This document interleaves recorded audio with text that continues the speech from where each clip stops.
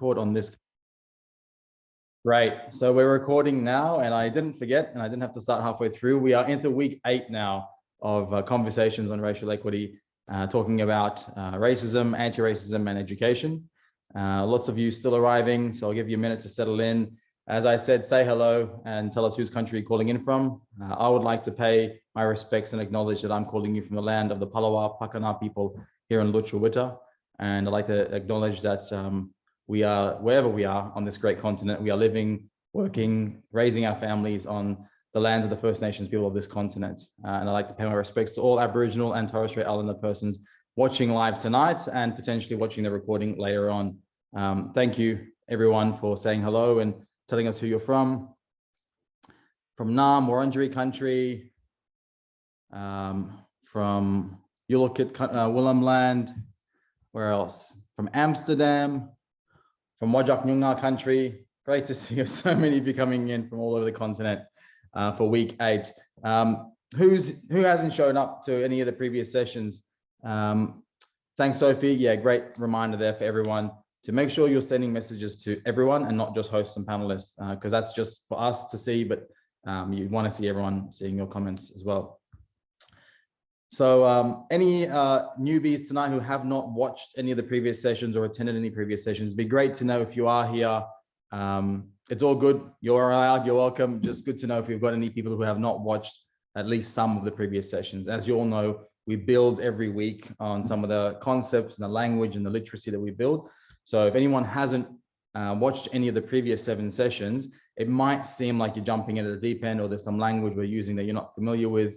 That's just because we've been building for 7 weeks to get to this point. And all of those recordings are available. Sophie will drop the link to where they're all available in the chat. So if anyone who has watched previous sessions or is here for the first time, doesn't matter, the link is there. You can watch all of the previous recordings and catch up whenever you like. And if you like what you're seeing, please do feel free to share it with your colleagues, your friends, and your family. There's already a question in the Q&A. Anonymous attendee, can we please do a session on relational racism that occurs within interpersonal relationships? So relational power advantages and relational privileges would help a great deal. Thanks. Awesome. I will. I'll keep that in mind. Thank you so much for that.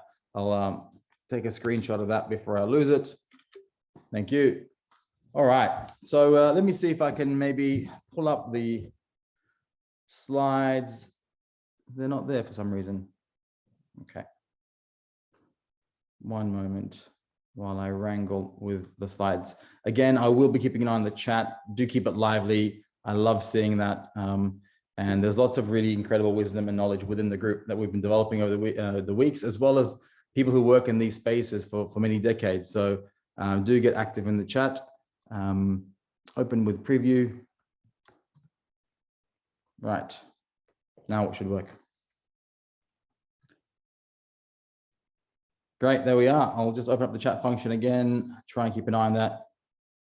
Oh, Christine saying, what is written on my shirt? It says, think vegan. I try and make sure there's some sort of message on my shirts every week. Usually it's to do with racial equity or First Nation sovereignty. Today it's think vegan. So it just means, yeah, try and create less harm in the world. Right, so week 8, that says week 7, but we're week 8, we'll fix that later. Again, I would like to acknowledge that I'm calling you from the land of the Palawa Pakana people here in Lutruwita, and I'd like to recognize all Aboriginal and Torres Strait Islander persons watching. On this great continent, we often travel between countries from home to work, and those of you who've been watching week in, week out, you'll know that I've been calling in from Mianjin, the land of the Yagara and Thurrbal people. I've called in from Wurundjeri country in Nam. We've had sessions in Noongar country, out in WA, all over this continent. We've popped up and run a session there. So it's great to see so many of you calling in from various parts of this continent. Just a couple of quotes that I came across while doing some research for tonight's session. And I think we do have a link to that later we can share. This was the Racism No Way page. And one of the pieces of information there says, school is the predominant location for racism to occur among children, with a majority of perpetrators being other students. And the following sentence in the same page said, the most common form is students telling other students they don't belong, manifesting through being called names, teased, being left out, or being spat on, pushed, or hit. Now, these are the standard forms of racial vilification that we're, familiar with. But I want to highlight, when they say these are the predominant forms of racism, let's just clarify, because we've been learning about this over the last few weeks. What are they specifically talking about in this research paper? What is it that they mean specifically by describing those incidences of racism there? They're talking about something that we've clarified previously. And it's part of racism, but it's not all of it. What is that kind of behavior referred to when we're having conversations about racial equity? Just in the chat, chuck it in the chat so we can all see. Someone's got a raised hand. You don't need to raise your hands, just throw it right into the chat. The point is superiority. Yep, that's what we've been talking about. That's overt racism. Yes, thank you. So both of you there, you split right down the middle. So what we're talking about here is the overt racism. This is prejudice. This is the racial vilification, the incidence of racial vilification that students experience at school, right? Which is different to, say, the superiority or the systemic racism or the subtle forms of racism that we've been discussing as well in the past 7 weeks. So it's important to say even in the school environment, when we're doing research and reports and students report of experiences of racism, and I mean, how extended could their awareness of racism really be? It's really limited to just the overt experiences of racial vilification and prejudice. So anytime we look at data along the lines of the prevalence of racism and the percentage of students that experience it, I want you to keep in mind that what we're talking about there is the prevalence of overt racial vilification, which makes the statistics even more shocking. It's not subtle forms that they're measuring there, because the children haven't even been taught how to recognize those things. They're just talking about the really basic level of vilification. So to refresh our minds, what are some of the other various types or expressions of racism that could occur in a school environment? Let's see how quickly we can get at least half a dozen or maybe even a dozen up on that screen. If we put aside overt teasing and bullying and pushing and hitting children, what are some of the ways in which racism can show itself or it can be experienced at school? Vashti says microaggressions. Thank you. Happy for you to elaborate on that as well, if you like, what microaggressions could look like. Danila says exclusion, being ignored or undervalued. Thank you. It could be covert. Edward says you could have no friends and be lonely. Yes, not picked for a team. What gets taught? Thank you. Very good. We're going to talk about that today a little bit as well. Leadership, principles in schools, materials, putting down a brown person's skin. There's structural elements to it, right? All of these. Thank you. Very rapid fire answers there. That's exactly right. So we've got data that shows us the prevalence of racism when it comes to racial vilification and students' experiences of it. But all these other forms you're really mentioning here are the much more pervasive forms that are hard to measure and actually more impactful because they never go away. There might be incidents of racial vilification happen maybe once a day, maybe once a week to a particular student, or a different student every day or a different student every week. But that's not the mass of the iceberg. Not recognizing yourself in the stories being told. Thank you, Mark. Right? One of the most subtle yet most painful forms of racism expressing itself is simply not being shown in any of the content included, the films being watched, the books being read. Thank you, Hoda. Falling behind in class because you don't actually get as much assistance. We're going to touch on that as well in the coming up slides. That's exactly right. Different levels of attention. Sometimes you actually get more attention when it's for a negative reason, and you get less attention when it's for a positive reason. So within this group already, we can understand how wide the variety of experiences of racism are. And if we just want to focus on the incidence of overt racism, we're not actually going to be able to come to solutions of how to solve the issue of social cohesion in the workplace or in the school place, in the schoolyard, in the classroom. If we only focus on overt racism, then we have a reactive response, and that's not a systems thinking approach. right? And we aren't able to see the more pervasive, more subtle, more systemic elements of an issue. So we've really got to shift our minds away from the overt prejudice, because that's really an outcome of the more subtle, longer term systemic elements of it. I remember that, Turkan, as well as the Turk, you were represented as the enemy in Australian historical texts. Absolutely. I remember having to study that stuff as well in primary school. So yeah. So keep in mind, again, when we think of systems thinking and systems change, they're two different things, but they're very much related. Sometimes some of the things that impact a student's school experience might not even happen within the school yard, within the school fence. They may be happening outside of the school and impacting the student at the school because of how it's managed, dealt with, or not dealt with. It can still have an impact. So keep in mind how systems are all these, nodes and networks of strings that are kind of elasticy, and as you pull on one, it'll impact a dozen other kind of nodes in that network that might not be within the immediate vicinity of the school. These are some of the elements that can impact the student's experience at a school. Obviously, other students, which we often focus on as the producers of the racism at a school, we like to pin it on that. It's the students, they're not getting along, there's teasing and bullying and whatnot. But that's not really the most of it. As I said, it's a tip of the iceberg. The iceberg also includes all of these other things: the culture of the school, the parents of the students at the school, the teachers definitely play a significant role. The Department of Education more broadly plays a role. The curriculum and the content that is used at a school, the leadership within a school, the broader local community, the representation within the leadership of the school, where the teachers are from, what languages they also speak, what ethnicities and cultural backgrounds the teachers come from, and how many of those non-white Australian teachers end up in leadership positions at a school, and what happens on the sporting field, at school, or on the professional sporting field. All of these different elements will have an impact on the experience of racism in a school environment.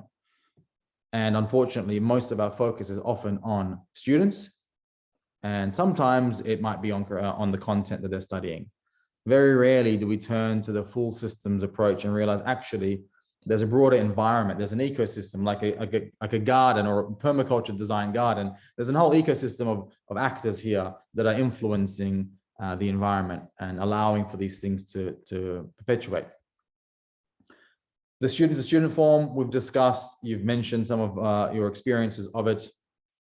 And these are some of them. There's plenty of experience within this group. Obviously, there's the teasing, the name calling, the exclusion from groups, physical abuse, and then the more slightly subtle ones of not being invited to birthdays, having loose friendships with people, but not really close ones. Like people aren't necessarily mean to you, but there's a noticeable difference of which students struggle to form really strong bonds with which other students. There can be subtle mistreatment or even backhanded compliments. Compliments that say, things like saying, you're pretty good for a girl. That kind of stuff can translate into race and ethnicity as well. And saying you're really well spoken for, add whatever ethnicity you want to add or color of skin you want to add. These are things that sometimes students and even teachers can say when they don't even think they're being racist. They're actually trying to be nice to someone. So there's all forms of racial aggressions, micro or not so micro, that can be experienced by a student. There's some text here that I've put into the slide deck for you with regards to the experience of students at school. And it's from the Racism No Way website, which is pretty easy to find. You just type in Racism No Way. And I want to just read this out to you to summarize what you've all already shared in the comments section. I'm going to open the chat to make sure I haven't missed anything. Let me know if I have so.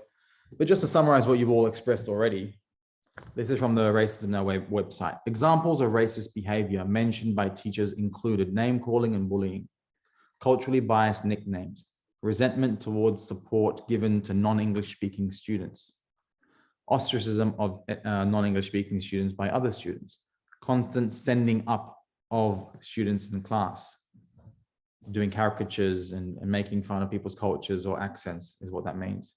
NESV students being told to return to their homeland, students being taken advantage of because of their lack of English, offhanded racist comments made and thought to be funny, occasional fights triggered by racist views or taunts, and students refusing to work with racially different students is just some of the elements of the tip of the iceberg that I refer to. I want to pull up a poll just to, no, not this one. I'd like to pull up a poll because I've created a couple for us tonight, and I think polls are a great way to kind of share their group sentiment and engage you all a bit to hear what you feel. Racism at school. First of all, let's get this one off the bat. I'm going to launch it here. The question is, how much do you think racism impacts students' ability to learn? The answers are racism has no impact at all on students' ability to learn. Racism at school has very little impact. Racism has a significant impact, and racism has an overwhelming impact. So there's 4 options there to pick from. And responses are coming in pretty quickly. That's great.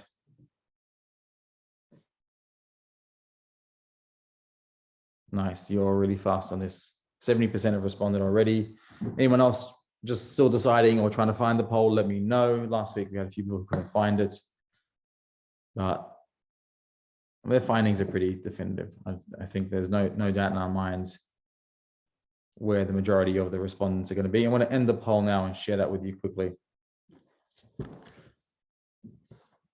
For those watching the recording later, you might not be able to see these results, but we've got 82% said racism has an overwhelming impact on the entire school's ability to learn, while 18% said racism has a significant impact on students' ability to learn, and 0% said the other 2 options, which is great.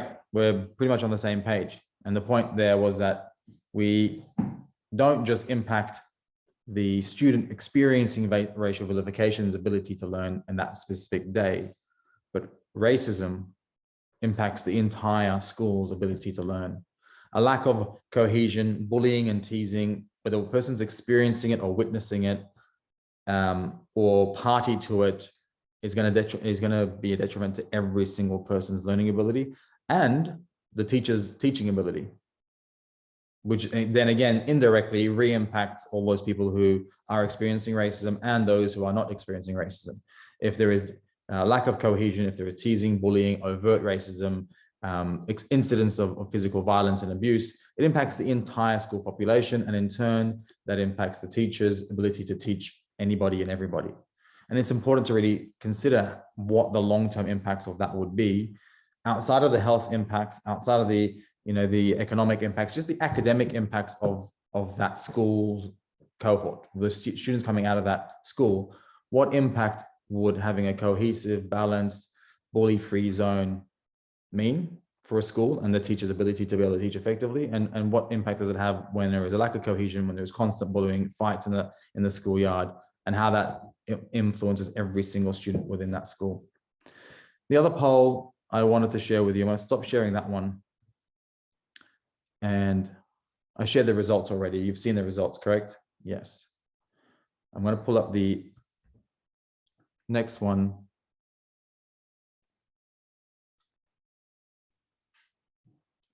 Racism at school. Let's talk about impacts on learning. No, not that one. How have you experienced it? Let's see what our experience of racism is as a group.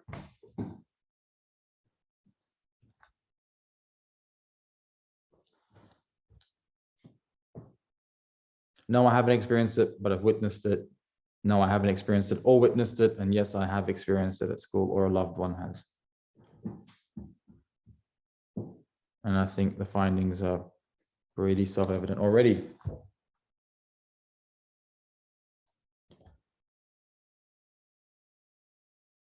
Yeah, already over 70% have responded already. It's pretty clear. No one's not experienced it or witnessed it so far. So if there is anyone who has not experienced it or witnessed it, now's your chance to get a vote in, because so far, the 78% who have participated, not a single person has selected and they haven't experienced it or witnessed it.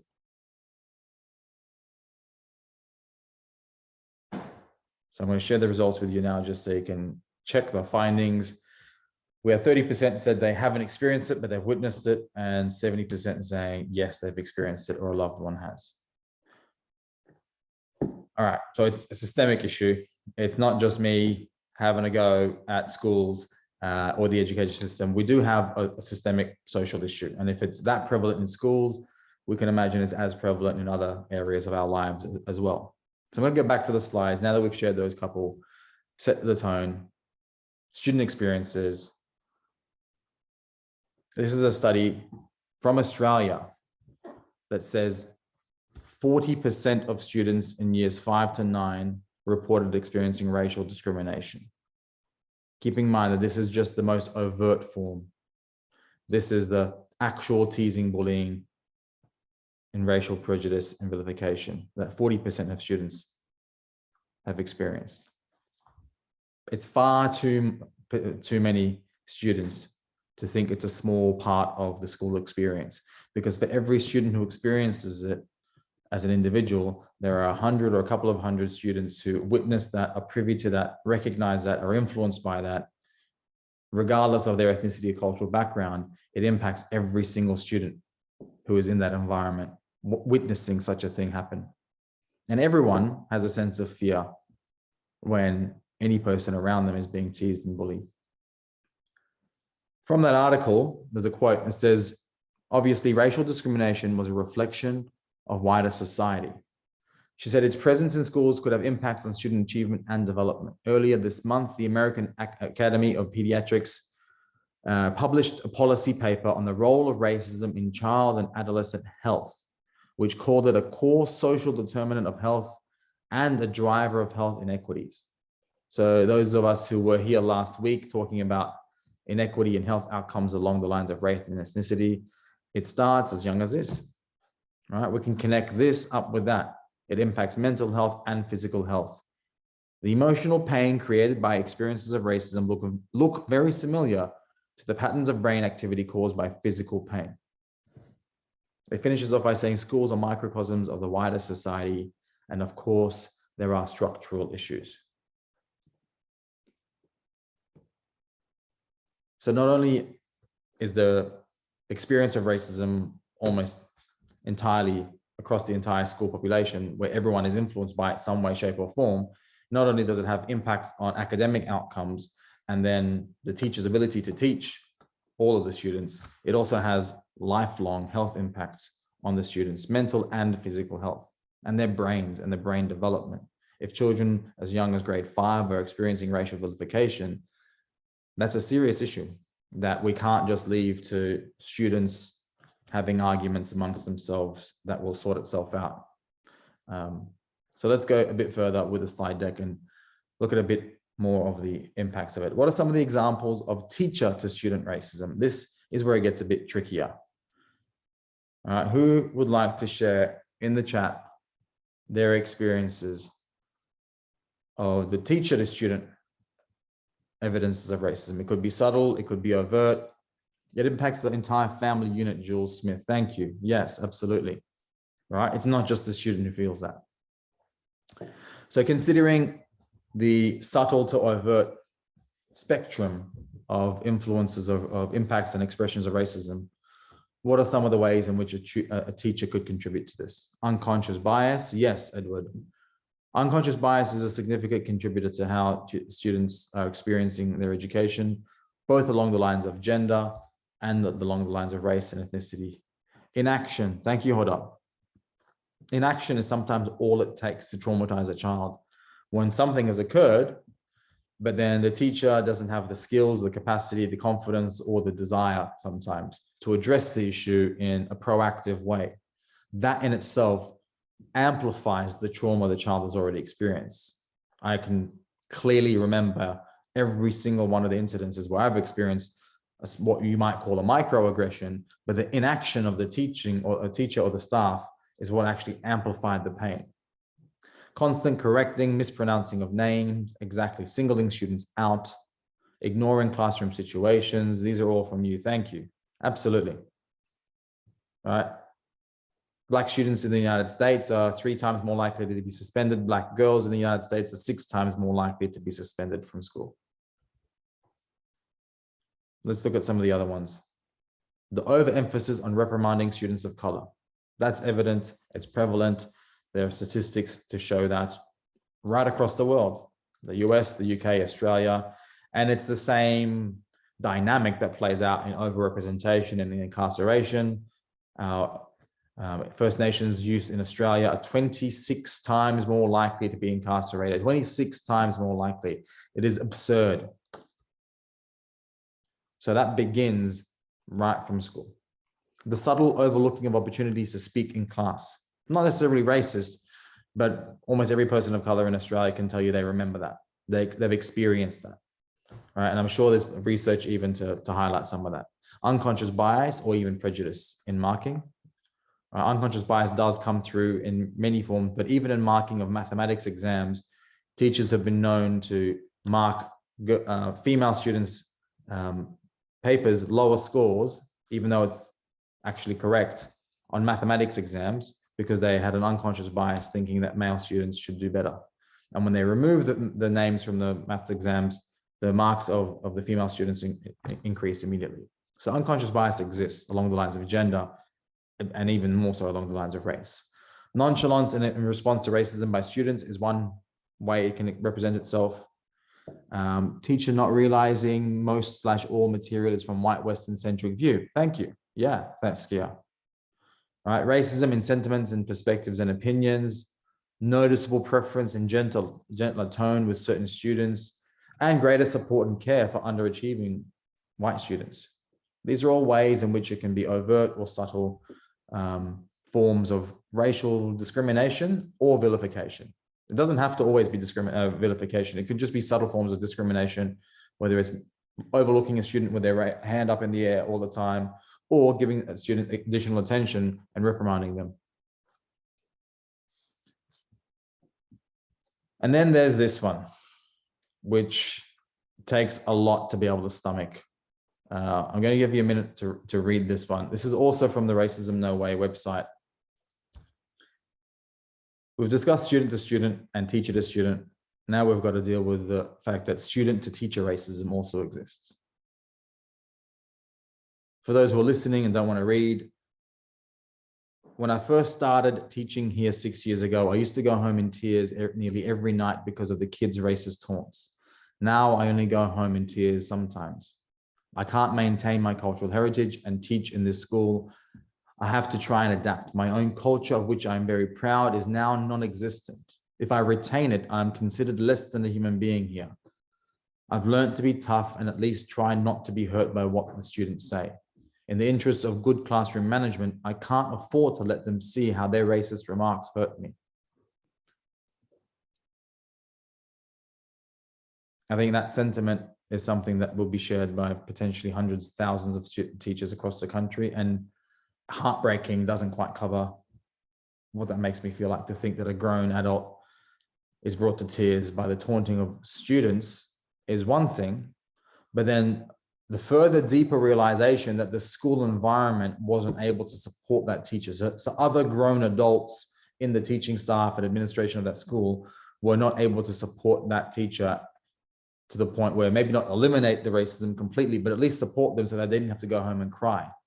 Like that void as well is much like the void of a teacher not doing anything when a student experiences racism.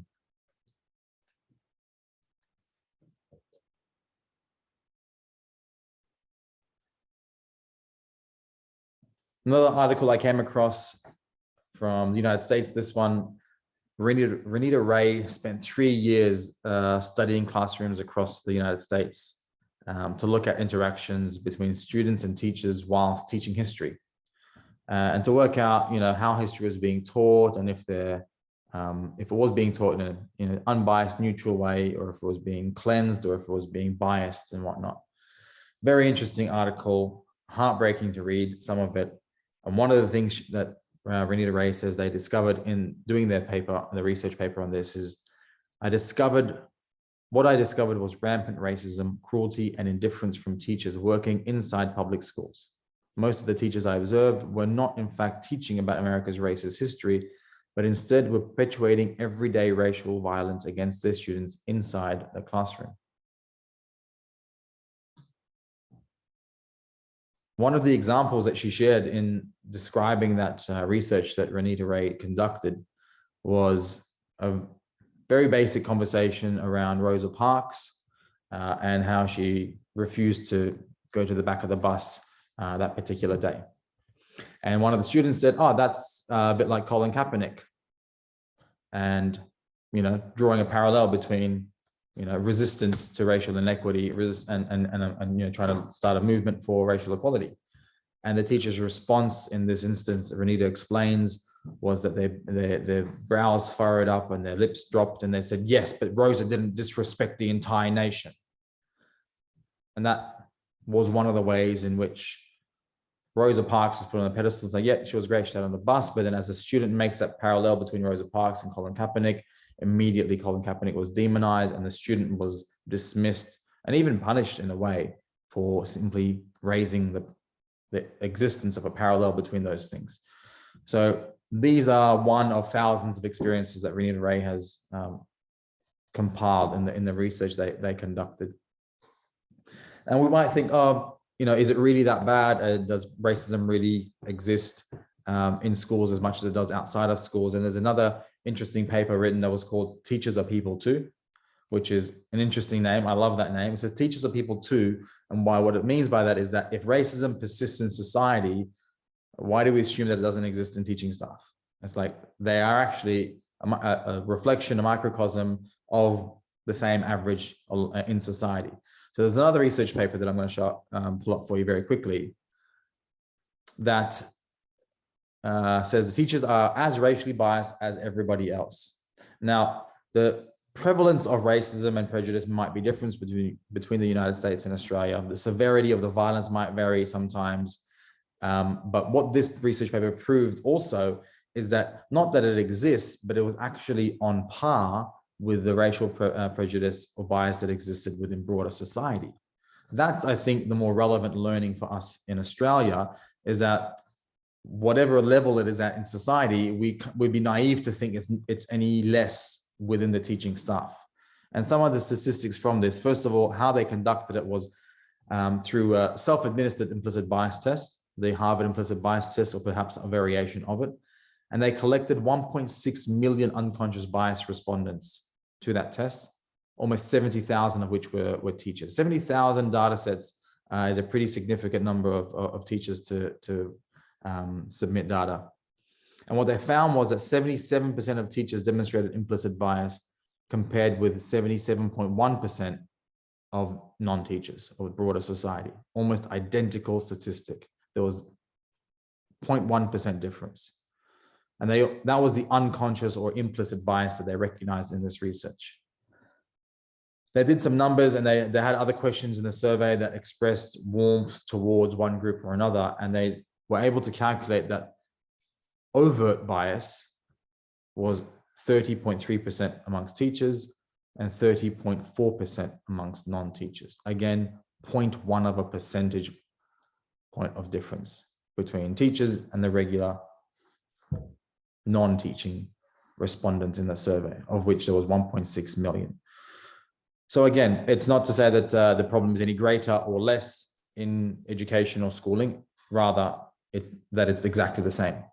And that we would be naive to be aware that racism exists in society, in healthcare, in the media, in the corporate workplace, in the NGO space, and to suddenly assume that teachers are somehow immune to bias or prejudice simply because they've chosen the profession of teaching. I think that's a bit of a far cry to make.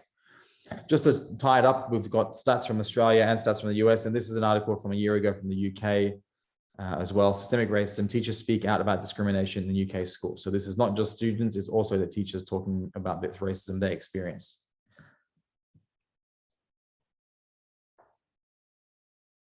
So in the US, I mentioned earlier that the Black male students were 3 times or 4 times more likely to be expelled or suspended. Black female students were 6 times more likely. And this one tells us that in the UK, Black Caribbean pupils were 5 times more likely to be excluded or suspended from school. Teachers face abuse as much as the students do as well in the UK. And then bringing it back to Australia. This is a study from Monash. Kids aren't racist, are they? The code of silence at schools stunts long-term racial literacy. And what was really, really interesting about this study was that children are not only capable of discussing issues of racism, but they're actually interested in, right? They are motivated to do so. They want to. An analysis by researchers in Monash University's Faculty of Education shows that a code of silence on discussing racism by adults could develop elements of racial bias in childhood that become deeply ingrained and resistant to change in adulthood. It says children are capable of discussing issues of racism in the classroom and with friends, but parents and teachers are actively avoiding these conversations. Lead author, psychologist, and PhD candidate Hannah Yared says research shows that adults don't like talking about race, and they especially don't like talking about race with children, which is something we need to talk about, right? I haven't been keeping an eye on the chat for a little while, so I'm just going to open that up. So students are not only capable, but they're willing and wanting to talk about race and happy to. But it's the teachers who are feeling ill-prepared or nervous to do so, and the parents as well, which really says a lot. This other research from Mansouri and Jenkins as well talks about how the racism within schools is a microcosm of society, and it's very much connected to, and that broader social tensions within society will always show an influence or an impact in schools as well for the students. They also said that schools need to be supported by teacher education programs which explore the ways in which issues of race, culture, and diversity can be incorporated in the content choice in school curriculum. This will influence positively the way in which graduating teachers approach diversity and intercultural lessons within their own classroom and wider school. So not only do they have empirical data from a national project about racism showing the tensions are generating an unsettling level of verbal abuse in schools, but they also were able to show that teachers need support to be able to have these conversations. These project findings inform the discussion presented in this paper that schools, as sites of intercultural relations, reflect wider societal attitudes. This paper also contends that schools as microcosms of social realities have the potential to change social attitudes gradually, including those about diversity, culture, and race.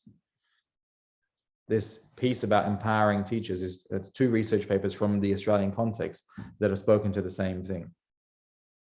The prevalence of it across the planet, we're well aware. We don't need to dwell too long on the fact that racism exists, the different types and forms and expressions of it.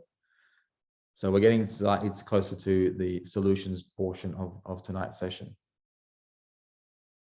From that research paper, the one I just had a screenshot of from Mansouri and Jenkins, 2010, the quantitative data that they collected found that overwhelmingly 66.7% of students reported that racist experiences take place in school. So the previous study that I mentioned earlier said 40%. This one had a smaller sample size and it said 66.7%. So it might not be as accurate because it didn't have, I think the other one had over 10,000 respondents. This one had about 1,000, but still it's a significant number of the school students who reported racist experiences taking place in school.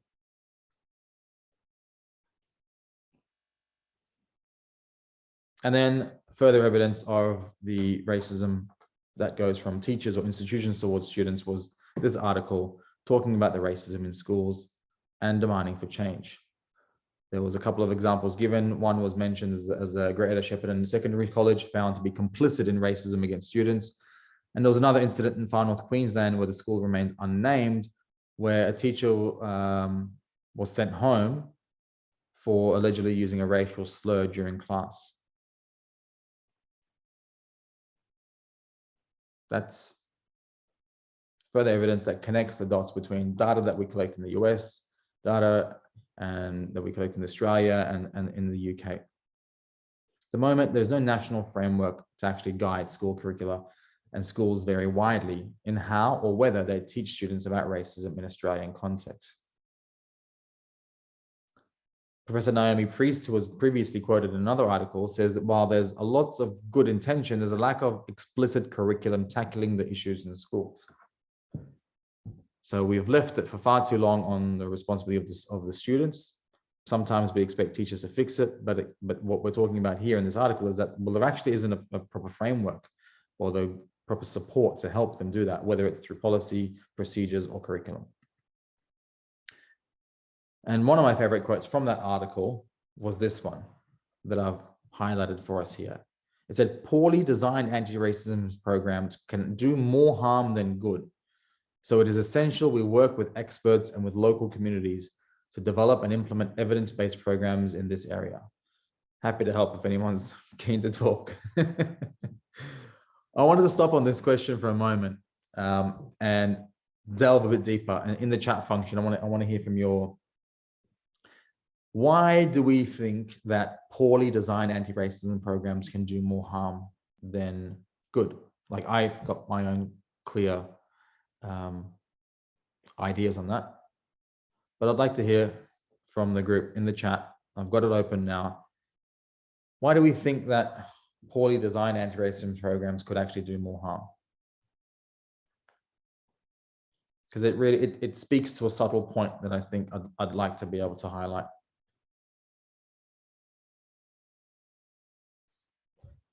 Susan Bushnell, thank you. Yeah, they can be patronizing, and therefore, Emily says, reinforcing. Yes. If the anti-racism work that teachers go through or students go through isn't robust, if it's not genuine, if it's not really addressing some of the issues we want, it can be very much patronizing, either to the teacher or to the student. And it can be reinforcing, right? If everyone's forced to go through this level of training and it's seen to be really like wishy-washy and it's not really effective, everyone kind of like rolls their eyeballs like, why are we going through this? Yeah, we know, right? That also reinforces racism within the school, because they think, oh, there's no issue. If that was anti-racism training, we already know all of that. We don't need to do anything. It can drive it underground. Probably people think they are divisive. Some people, exactly. If it's poorly designed, it can be divisive, right? As a person whose livelihood depends on being able to have conversations around race in a way where people aren't feeling threatened, I can tell you, if someone rushes too quickly to a point of discussing privilege and power, or talking about, you know, what does whiteness mean to you, that can be very confronting, very divisive, and very off-putting, and can cause a lot more damage than do good. Miriam Elliott says, I'm not quite sure, but I think it's normally designed by white Australians, isn't it? Well, I don't know the data on that, but I wouldn't be surprised if it generally was. Yeah, and that's probably something to consider as well. Turkan says, doesn't provide perceptions by diverse communities, no opportunities to co-design models. Thank you. Yeah, there's a lot of co-design work that needs to be done in addressing the conversations around race, racial equity, and cohesion. And First Nations academics and authors need to be involved in that process. Otherwise, it is diluted, ineffective, sometimes divisive, and sometimes a really well-meaning ally, a person who's really, you know, adamant that we've got to solve the racism problem, can go in there all hot and fast and actually cause more damage.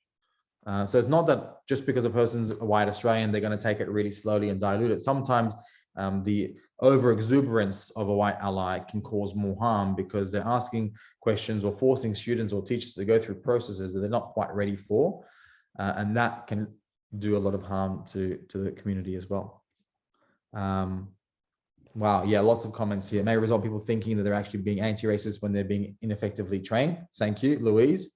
Very good. If you're ineffectively trained, then you think that doing the bare minimum is doing well. People think communities are getting extra attention. Yes, right. So that can cause tensions to flare up as well. Saskia, fueling more feelings of shame and more despair. Exactly. Shame is one of the feelings that we most avoid as human beings. Like we don't like some of the other feelings of fear or disappointment and whatnot, but shame is one of the ones we most strongly react to. And any training that goes in there without being aware of that or navigating that and understanding the impacts that shame has on someone's ability to learn is likely to cause more harm in a learning environment.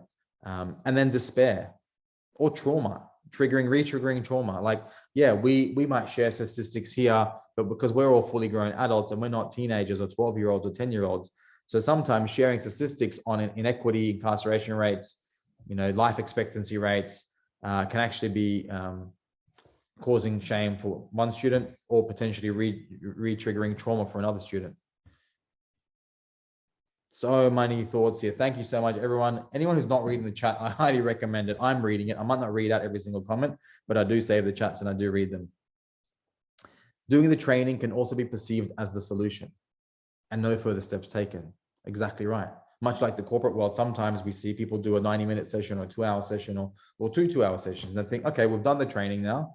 That means the problem solved. But that training needs to connect up like cogs, like gears, has to connect up with a framework, with procedures that go in place, with ongoing measurement of performances and certain metrics. There's a whole range of tools that need to be applied in order to be able to actually create any form of change.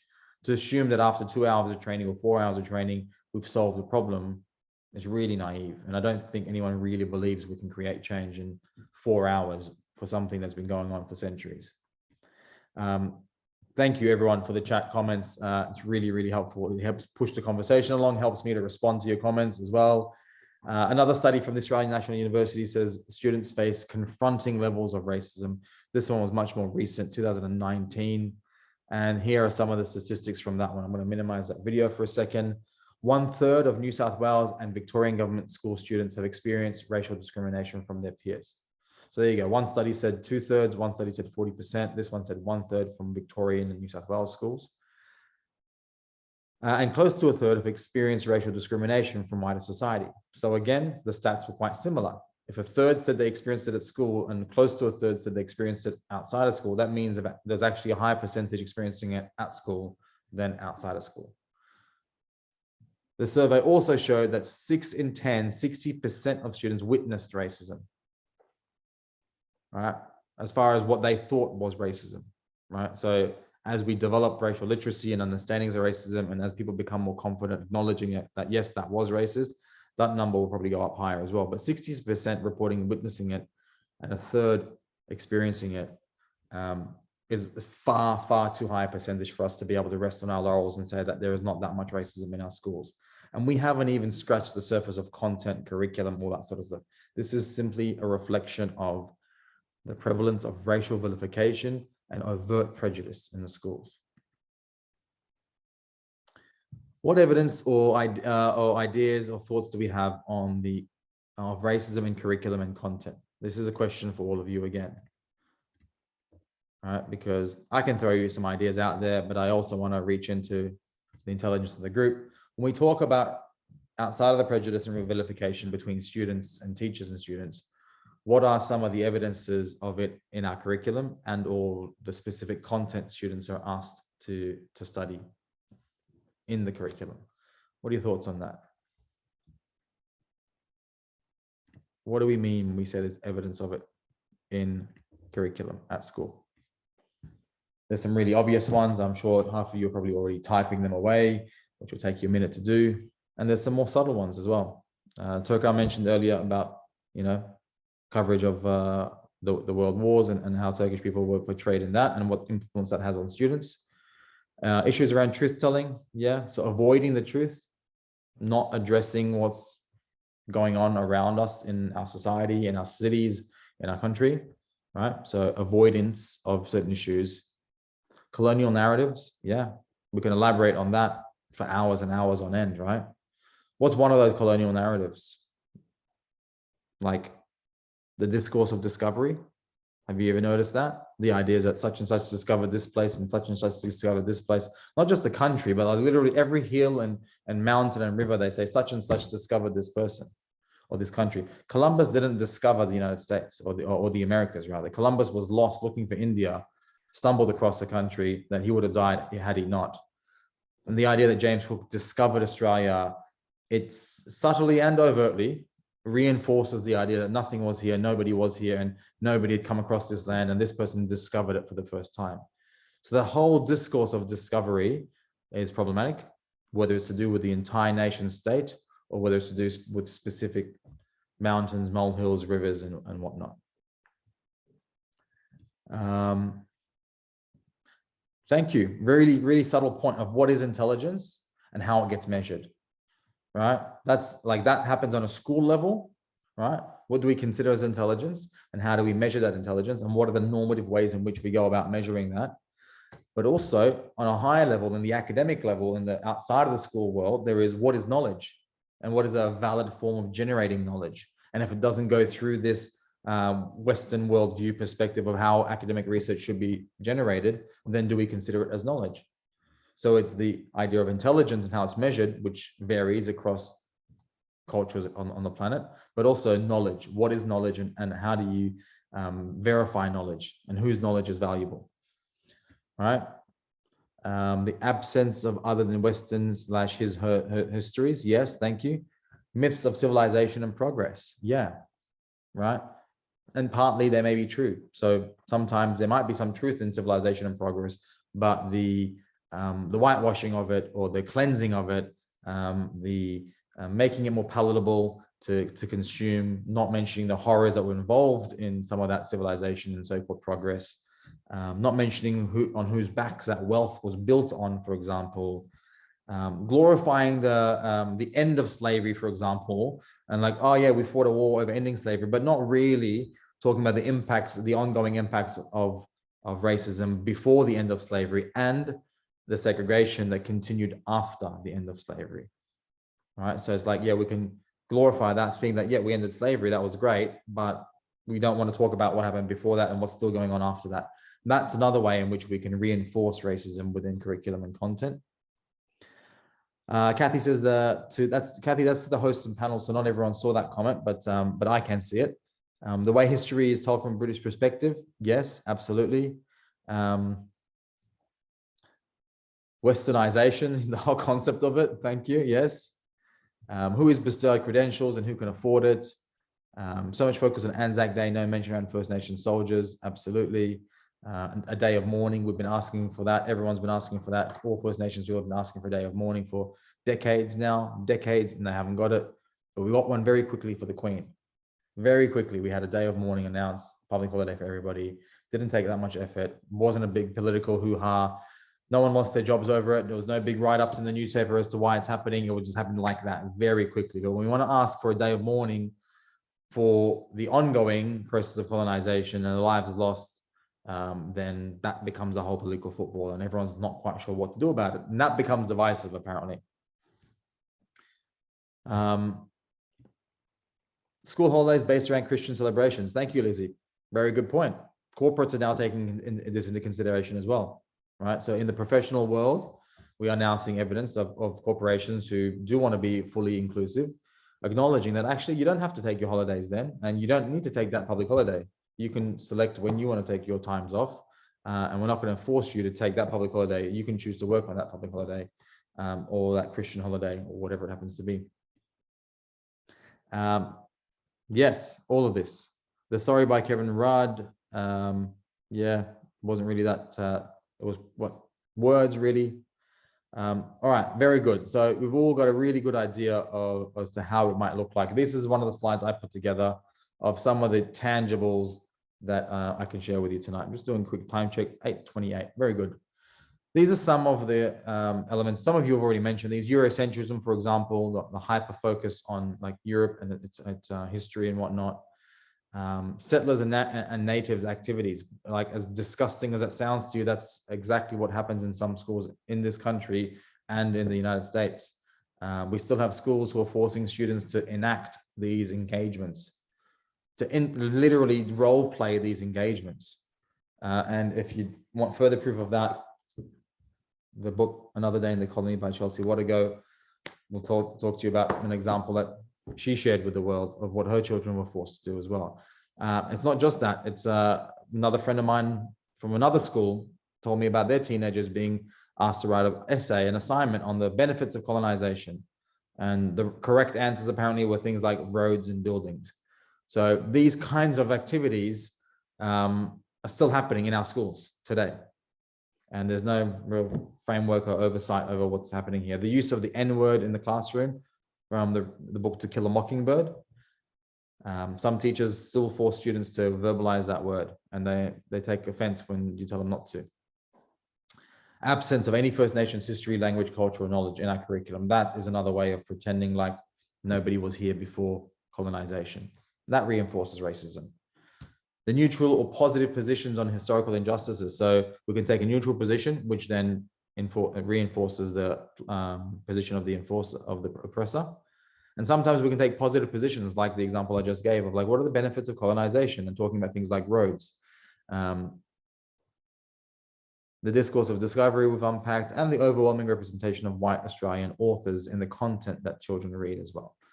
So there's a whole range of ways in which it can show itself in curriculum, in overt ways and in much more subtle ways, simply through the lack of representation.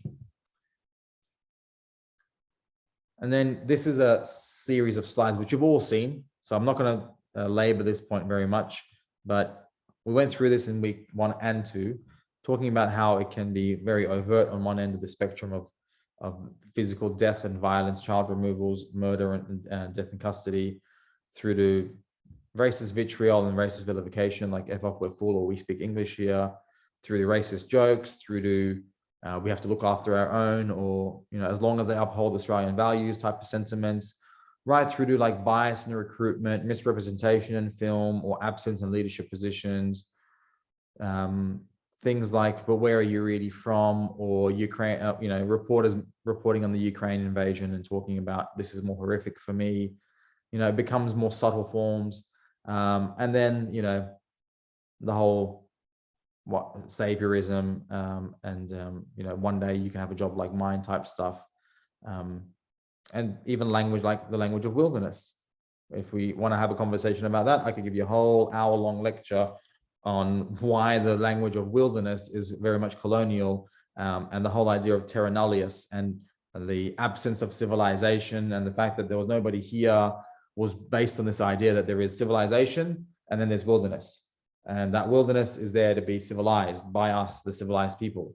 So when we talk about things like rewilding, or when we talk about nature or the natural world as the wilderness, we are reinforcing old colonial type thinking that doesn't acknowledge that actually that's one person's perspective. A colonial perspective is that this is a city, this is civilization, this is civilized, and everything around that is wilderness. For someone else, that's country. That's how it should look. That is their civilization. And that is how it's always looked, and that's how they see it fit to run their society. So the whole discourse of wilderness and rewilding and protecting wild spaces continues to reinforce a barrier between what is society and what is nature, what is civilized and what is wild, who is civilized and who is not. So it's like, it can be as subtle as language like wilderness, that we can be reinforcing racist perspectives. Right. Now, I want to leave the last 15, 20 minutes that we have to go through some of the slides I prepared on what do we do about this? Because we could go for hours, hundreds of hours, talking about the evidences of racism and the impacts on students, their health, their academic outcomes, the economic outcome for the entire nation eventually. If you think about the impact that it has on mental health and physical health on students on a long-term basis. And then you think about the academic impact that it has on their learning ability, and then the teacher's ability to teach other students, and the impact that then has on all academic outcomes of the entire school, and then the eventual long-term economic outcomes of a diminished educational outcome. Like, it's cascading, snowballing kind of impacts. We could talk for hours and hours on end about the emotional, spiritual, economic, negative impacts of racism on our society. But let's try and think of some of the approaches we can take to actually solving the issue. And this is what generally takes much longer conversations. This takes specific knowledge of a specific setting. This is what I live for, is to have strategic consultations and systems thinking approaches to creating lasting impact. For that, you need certain data to be input from leadership teams, from departments of education, or from a company HR department. We need to have more specific data. So with a wide group of people like yourselves, I'm going to speak generally. I'm going to speak broadly, but again, every school or state or region will have specific needs. But these are some of the elements that would go into a systems thinking approach to creating social change in education with regards to racism at school. Teacher empowerment training. There was a number of articles we discussed that highlighted how teachers avoid the conversation around race and how teachers would benefit from being empowered with the confidence to talk about race, culture, ethnicity, racial equity. So there was also evidence that showed students want to talk about it and they are also capable of talking about it, but it's teachers and or parents who are hesitant. So allowing them to build the confidence, the literacy, the language around it to hold effective conversations is a big part of solving the problem.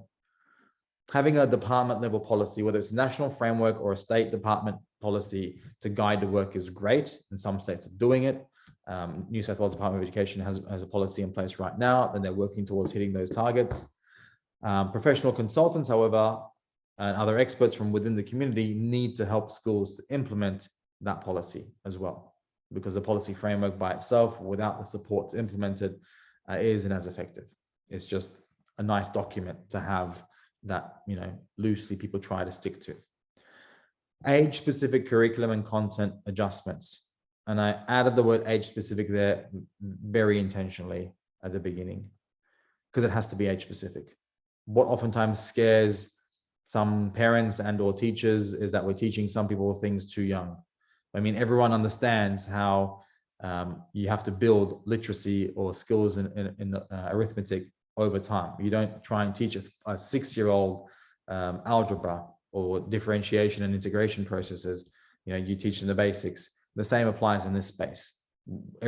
All educators know how to educate children progressively, whether they're 5 or 10 or 15. So making sure we've got age-specific curriculum, because empowering teachers to talk about this stuff won't have as much impact if it's not connected up with curriculum that's slightly more relevant, updated, and allows us to foster social cohesion. Reporting mechanisms, I'll touch on that in a minute.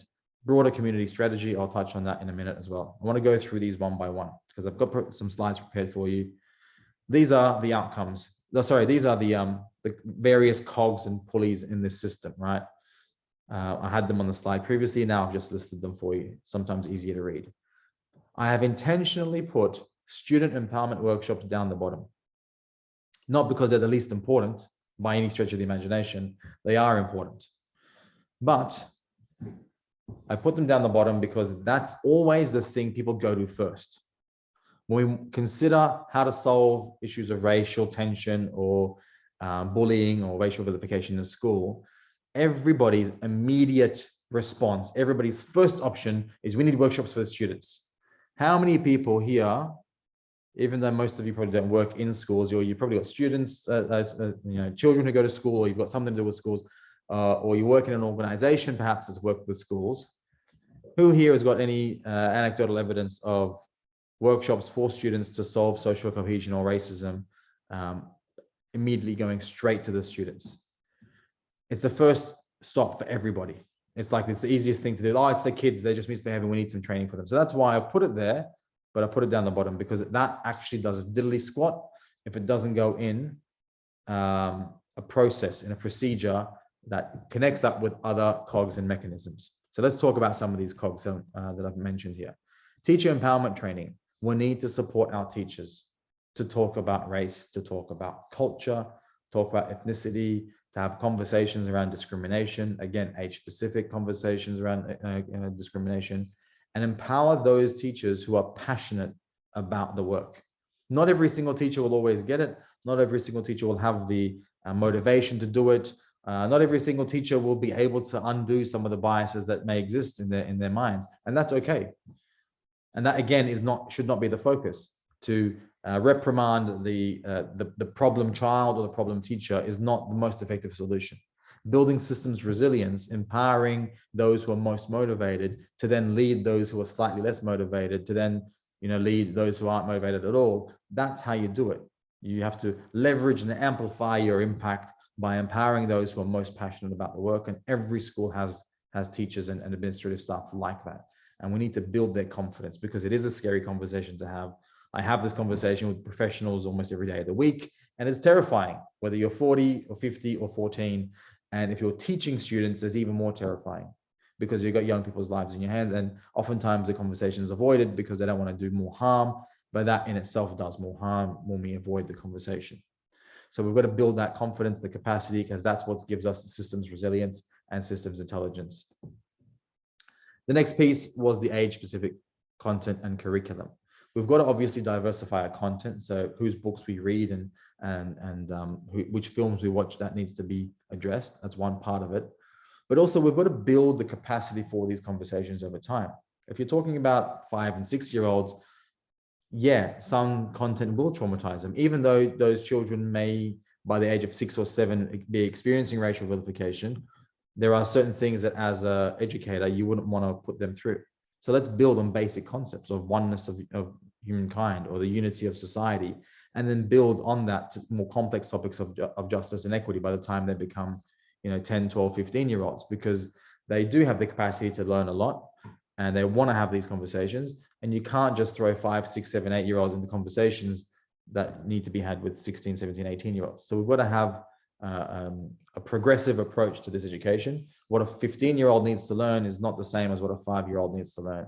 And I think that sometimes, the argument people have with regards to talking about racial equity. In order to create racial equity, you don't have to talk about racial inequality all the time. And it might sound counterintuitive to some of you, but it's the truth. To create cohesion, unity, and eliminate prejudice, you don't always have to talk about the impacts of racism or the evidences of racism or the horrors of racism necessarily.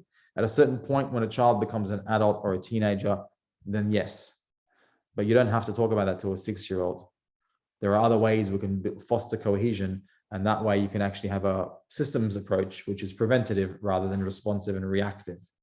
Right? We're trying to create prevention rather than reactions here. And I think building age-specific curriculum will get us there much faster.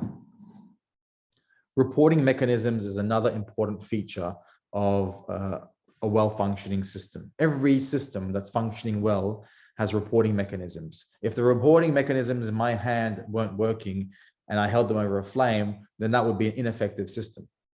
Every organization, community, media structure, human body, organism, ecosystem, nature, garden, anything has feedback mechanisms and reporting mechanisms to send information backwards and forwards and tell us how things are going. And a school is another organism that requires the same thing. Our senses are all reporting and feedback mechanisms. And oftentimes we don't have ways in which people can safely report incidences, which is why a few weeks back, when I asked the 100 or so people who are on the webinar, do you have a fear of talking about incidents of racism in the workplace? And 78% said yes, because we didn't have a safe, effective reporting mechanism in our workplaces. The same thing applies in schools. And not only does it need to be safe for the teacher, for the student, the teacher, for the victim, the perpetrator, but it's also got to be effective. So the person making a report, the one who's got the confidence to feel like they're going to share their story, needs to also feel that there is an outcome, an output, an effect from that reporting. So that data needs to be collected, strategies need to be designed around it. We've got to have long-term approaches to these problems and not just allow people to report it and then not do anything, because that's exactly what the student feels like when they mention that someone, this thing happened in the playground and the teacher does absolutely nothing. I still remember being called the N-word in the classroom and asking the teacher to do something about it, and the teacher just said, "Now's not the time, Erfan. Go back to work." So those kinds of things stick with us. So reporting, whether it's through online means or mechanisms or a person to go to, and it doesn't always have to be a person, it could be an online portal, that means nothing if it doesn't eventuate in something. If the student doesn't feel like, actually, yeah, that data is collected, it's aggregated, there's, it's reported on, and even though each individual might not be reprimanded, there is at least an awareness within the system that, yep, the issue is prevalent, it's deep, these are some of the anecdotal evidences, this is some of the quantitative evidence. So it's got to be both safe and effective. Very quickly, the last couple of slides, the department level policy, we've discussed that very briefly. We need to have cohesive approaches. Each individual school can't be held responsible for racial inequity in their school environment, because it's not just their responsibility. Racial inequity is an outcome of a society, right? So we've got to take a systems approach and understand that no individual school is responsible for all of the racism, though they have an influence on how it plays out. So having a cohesive statewide or nationwide approach, or even just a regional approach, will help schools be more effective. And then those schools need to have support in implementing that policy, rather than just a bunch of targets or objectives or guidelines to kind of like, reflect on. So that's a much larger piece that not really relevant to everybody here, but it's part of a proper systems approach. Then a broader community strategy. So outside of empowering our teachers, outside of adjusting curriculum, outside of having reporting mechanisms and a policy from the department level, the next step is to understand how we as a school are also part of a broader ecosystem. How else can we strengthen the ecosystems and build systems capacity by engaging with other service providers or assets or stakeholders within the community? Not going straight there first, because again, if you jump to building those relationships too quickly without framework, without teacher empowerment, without curriculum change, without reporting mechanisms within the school, then the relationships like wither away and not much comes of it.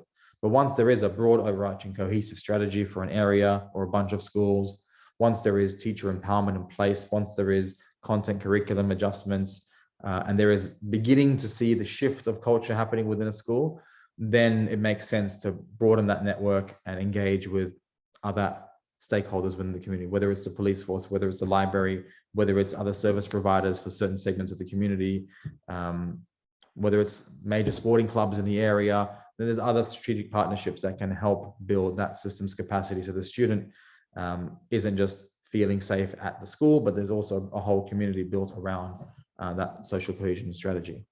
And then finally, we get to student empowerment workshops, which I love doing because they are the most thirsty for this work and they are the easiest to work with. Regardless of what some people might say, working with young people is not as difficult as some people make it out to be. And I thrive in those environments. But having said that, it's not the first port of call. It shouldn't be, because students come and go. I think this is the last slide, so I'm gonna, basically it is. Students come and go in and out of a school. Every year, you got a whole cohort graduating, coming, going, leaving, changing schools, whatnot. And they shouldn't be the primary focus of shifting culture within a school. It's the actual teachers who are there for sometimes decades, right? Who need the empowerment to be able to create that environment that we're trying to create. It's the curriculum that's there sometimes for almost a century, where we're still reading the same book. So it's these larger, longer term parts of the system that need to be adjusted first. And then of course, that in and outflow of students also need to be worked with, particularly in those places with a significant amount of overt racial prejudice as well. So, but that has to work. If this work of student empowerment workshops and working in social cohesion with students is done without any of the other previously mentioned elements, then it's like a snowball in summer. It won't be effective in and of itself. There's got to be a long-term strategy and broader capacity building efforts to be able to support that system. Because burdening students with the responsibility of addressing this is not going to solve it. They should be included in a broader strategy to support them to make the changes they want to see, but not burdened with the responsibility of it. And that's how we come back to that previous image that I showed earlier. And thankfully, we've just heard from the Prime Minister today. It says truth telling should be part of classroom curriculum. So that was just a screenshot that I took earlier this afternoon as I was scrolling to show that, there is the political will there, and that is influenced by societal sentiment. As society shifts its understandings, then the political will suddenly appears. So it's not just about politicians making better decisions, it's about us taking responsibility for our society, and then that in turn influences policy as well. And that sentiment within society is also influenced by the media. So for those of us who don't work in schools specifically, or in policy, or in departments specifically, the broader community sentiment of what's going on in our society influences the direction of policy. So you could be working in media, you could be working in the corporate space, you could be working in the community development space, in the NGO, not-for-profit space. And all of those areas will have cascading impacts on other elements of society, which in turn will be able to impact policy, which in turn impacts education, and so on and so forth. So if you're thinking, that's great that I now understand how racism exists in the school system and how to address it, but you don't work in those specific areas, every element within our society is somehow connected with those long, stringy, elastic bands. And no matter where your focus is, you will be able to have a direct influence where you're working and an indirect influence in other elements of society. And I think we've just gone over by 4 minutes. So I'm happy with that. Usually we go over for a little bit more than 4 minutes, and I think I'll end it there. But I will take a couple of questions for those who want to stick around to ask a couple of questions. And I'll probably stop the recording now. So anyone who'd like to ask questions, doesn't feel like they're being recorded, I'll end the session there. So anyone who's watching the recording, bye for now. You have to come live to ask questions.